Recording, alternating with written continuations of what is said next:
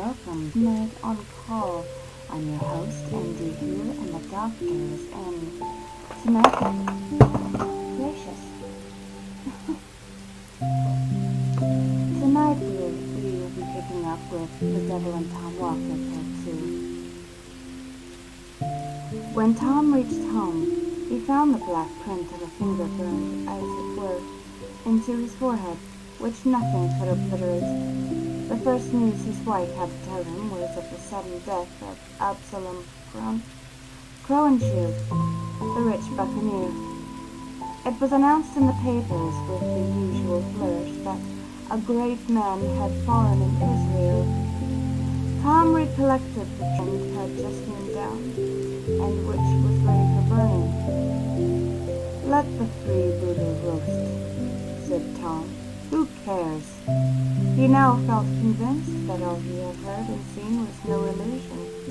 He was not prone to let his wife into his confidence, but as this was an uneasy secret, though he willingly shared it with her, all her avarice was awakened at the mention of hidden gold. She urged her husband to comply with the black man's terms and secure what would make them wealthy for life. However, Tom might have felt disposed to sell himself to the devil. He was determined not to do so, so he flatly refused out of the mere spirit of contradiction. Many and bitter were the quarrels that they had on the subject, but the more she talked, the more resolute was Tom not to be damned to please her. At length she determined to drive the bargain on her own account, and if she succeeded, to keep all the gain to herself. Being of the same fearless temper as her husband, she set off for the old Indian fort down the close of a summer's day. She was many hours absent. When she came back, she was reserved and sullen in her replies. She spoke something of a black man hewing at the root of a small tree. He was sulky, however, and would not come to terms.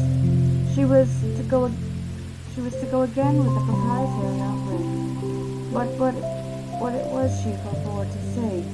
The next evening she set off again for the swamp with her. Tom waited and waited for her, but in vain. Midnight came, but she could not make her appearance. Morning, noon, night returned, but she still did not come. Tom now grew uneasy for her safety, especially as he found she had carried off in her apron the silver teapot and spoons and every portable article of value. Another night elapsed, another morning came, but no wife. In a word, she was never heard of more.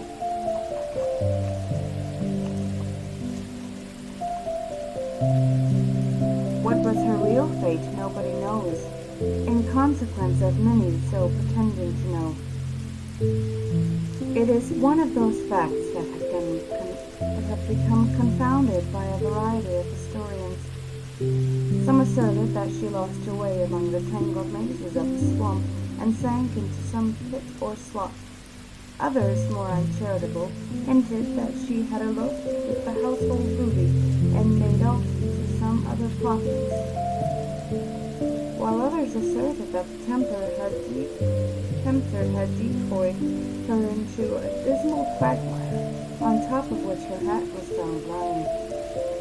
In confirmation of this, it was said a great black man with an axe on his shoulder, coming out of the swamp, carrying a bundle tied in a check apron, with an air of surly triumph. The most current and probable story, however, observes that Tom Walker grew so anxious about the fate of his wife and his property that he set out at length to seek them both at the Indian fort.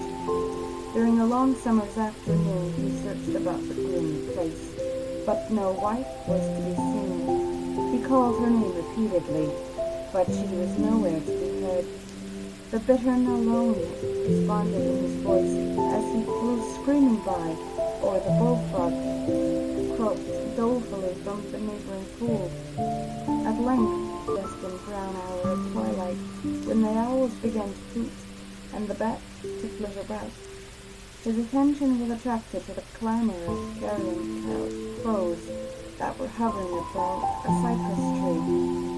He looked and beheld a bundle tied in a check apron and hanging on the branches of a tree, with a great vulture perched hard by, as if keeping watch upon it. He leapt for joy, for he recognized his wife's apron, and supposed it to contain the household valuables. "Let us get hold of this," said he consolingly to himself, "and we will endeavor to do without the woman." As he scrambled up to a tree, the vulture spread its wide wings and sailed off, screaming into the deep shadows of the forest. Tom seized the check apron, but woefully sight, found nothing but a heart and a liver tied up in it. Such, accordingly to the most authentic old story, was all that was to be found of Tom's wife. She had probably attempted to deal with the black man as she had been accustomed to deal with her husband, but though a female scold is generally considered a match for the devil, yet in this instance she appears to have had the worst of it. She must have died game, however, from the parts that remained unconquered. Indeed, it is, said Tom noticed, stamped about the tree, and several handfuls of hair that looked as if they had been plucked from the coarse black shock of the woodsman. Tom knew his wife's prowess by experience. He shrugged his shoulders as he looked at the signs of a fierce clever clawing. "Egad," he said to himself, "Old Scratch must have had a tough time of it." Tom consoled himself for the loss of his property by the loss of his wife, for he was a little of a philosopher. He even felt something like gratitude towards the black woodsman, who he considered had done him a kindness. He sought, therefore, to coax with him, but for some time without success. The old blacklegs played shy. But for whatever people may think, he is not always to be had a calling for. He knows how to play his cards when pretty sure of his game. As it is said, when delay had whetted Tom's eagerness to the quick and prepared him to agree to anything rather than not to gain the promised treasure. He met the black man one evening in his usual woodsman dress, with an axe on his shoulder, sauntering along the edge of the swamp and humming a tune. He affected to receive Tom advance with grave indifference, made brief replies, and went on humming his tune. By degrees, however, Tom brought him to business, and they began to haggle about the terms on which the former was to have pirate's treasure. There was one condition which needs not generally understood in all cases where the devil grants favors, but there were others about which, though less important, he was inflexibly obstinate. He insisted that the money found, though his means should not be employed in his service. He proposed, therefore, that Tom should employ it in the black traffic, that is to say, that he should fit out a slave ship. This, however, Tom resolutely refused. It was bad enough in all conscience, but the devil himself could not tempt him to turn slave dealer. Finding Tom so squeamish on this point, he did not insist upon it, but proposed instead that he should turn usurer, the devil being particularly anxious for the increase of usurers looking upon them.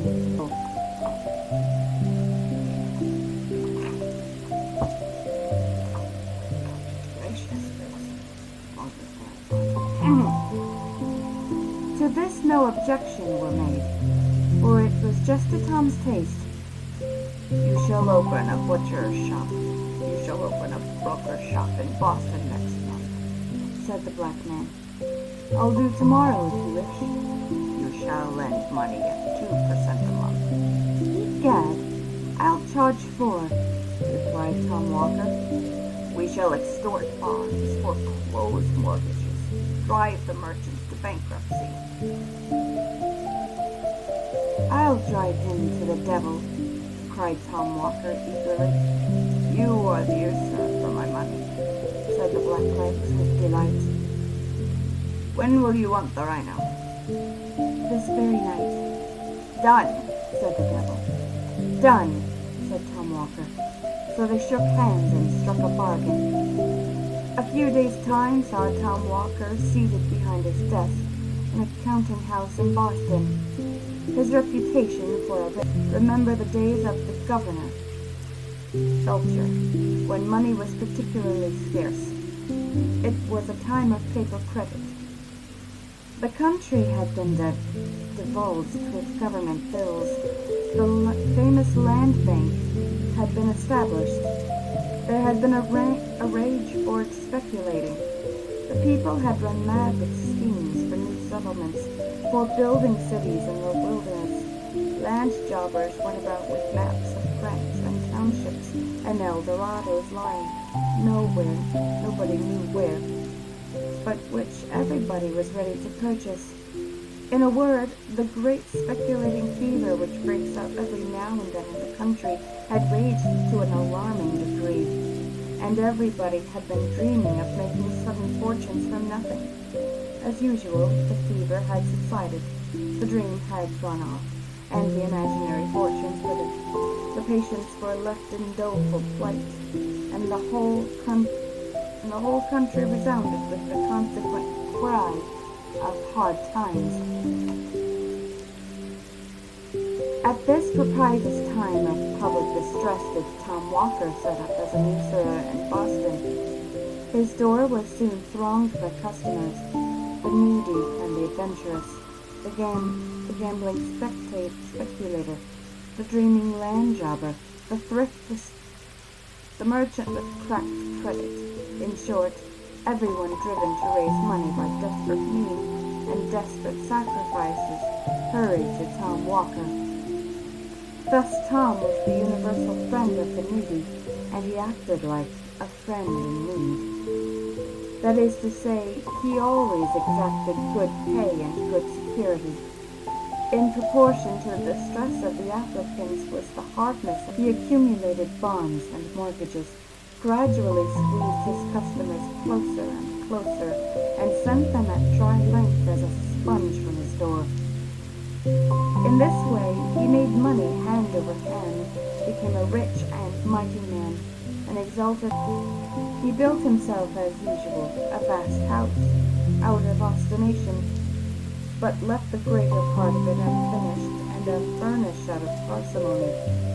He even set up a carriage in the fullness of his vainglory, though he nearly starved the horses which drew it, and as the ungreased wheels groaned and screeched on the axle trees, the souls of the poor debtors he was squeezing. As Tom waxed old, however, he grew thoughtful. Having secured the good things of this world, he began to think. He thought with regret on the bargain he had made with the black friend, and set his wits to work to cheat him out of the conditions. He became, therefore, all of a sudden, a violent churchgoer. He prayed loudly and strenuously, as if heaven were to be taken by force of lungs. Indeed, one might always tell when he had sinned most during the week by the clamor of his Sunday devotion. The quiet Christians who had been modestly and steadfastly traveling Zionward were struck with self-reproach at seeing themselves so suddenly outstripped in their career by this new-made convert. Tom was as rigid and religious as in money matters. He was a stern supervisor and censurer of his neighbors, and seemed to think every sin entered upon to their account became a credit on his own side of the page. He had even talked of the expediency of reviving the persecution of Quakers and Anabaptists. In a word, Tom's zeal became as notorious as his riches. Still, in spite of all the strenuous attention to forms, Tom had a lurking dread that the devil, after all, would have his due, that he might not be taken unaware. Therefore, it is said, he always carried a small Bible in his coat.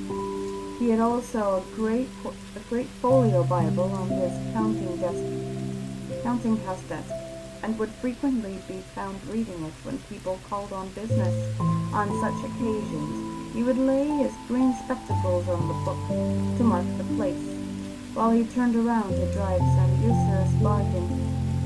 Some say that Tom grew a little crack-brained in his old days.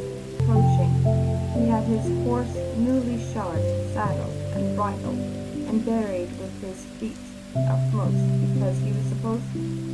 because he supposed that at the last day the horse would be turned upside down, in which case he should find his horse standing ready for mounting, and he was determined at the worst to give his old friend a run for it. This, however, is probably a mere old wives' fable.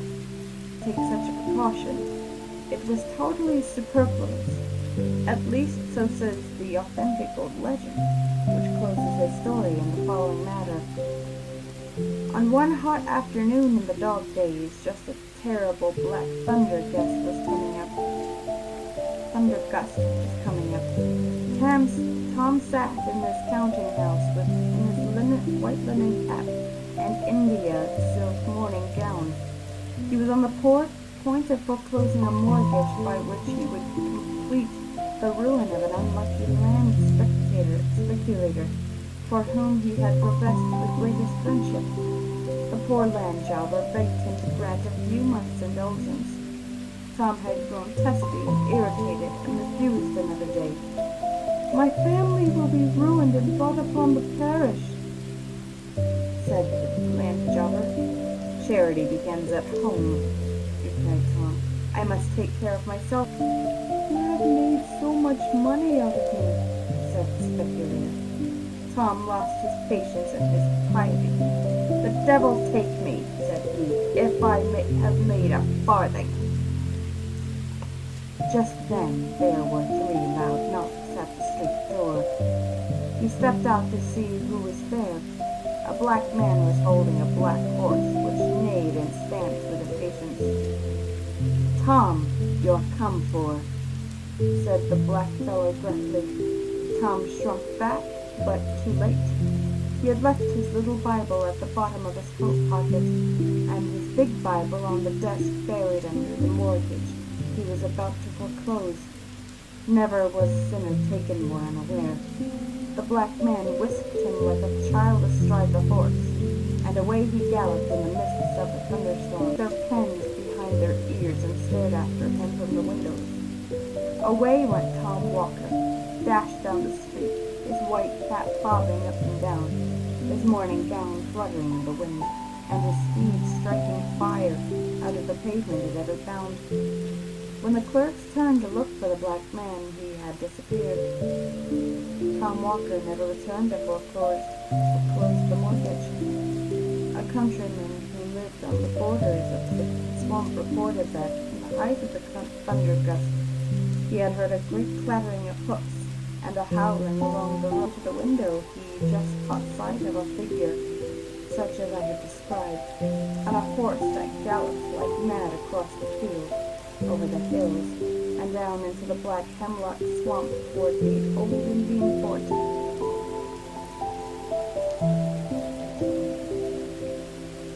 And that shortly after a thunderbolt fell in that direction, which seemed to set the whole forest in a blaze. The good people of Boston shook their heads and shrugged their shoulders, but had been so accustomed to witches and goblins and tricks of the devil in all kinds of shapes from the first settlement of the colony, that they were not so much horror-struck as might have been expected. Trustees were appointed to take charge of Tom's effects. There was nothing, however, to administer upon. On searching his coffers, all his bonds and mortgages were found reduced to cinders in place of gold and silver. His iron chest was filled with chips and shavings, whence lay in his stable instead of 2 half-starved horses. And the very next day his great house took fire, and was burned to the ground. Such was the end of Tom Walker and his ill-gotten wealth. Let all griping money brokers lay this story to heart. The truth of it is not to be doubted. The very hole under the oak trees from whence he dug the kid's money is to be seen in a neighboring swamp, and Old Indian Fort are often haunted up in stormy nights by a figure on horseback in a mourning gown and white cap, which is doubtless the troubled spirit of the assailor.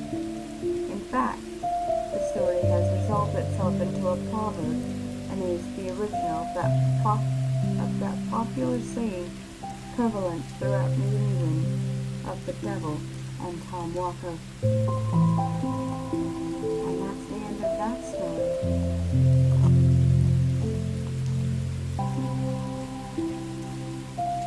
Now, lovelies, it is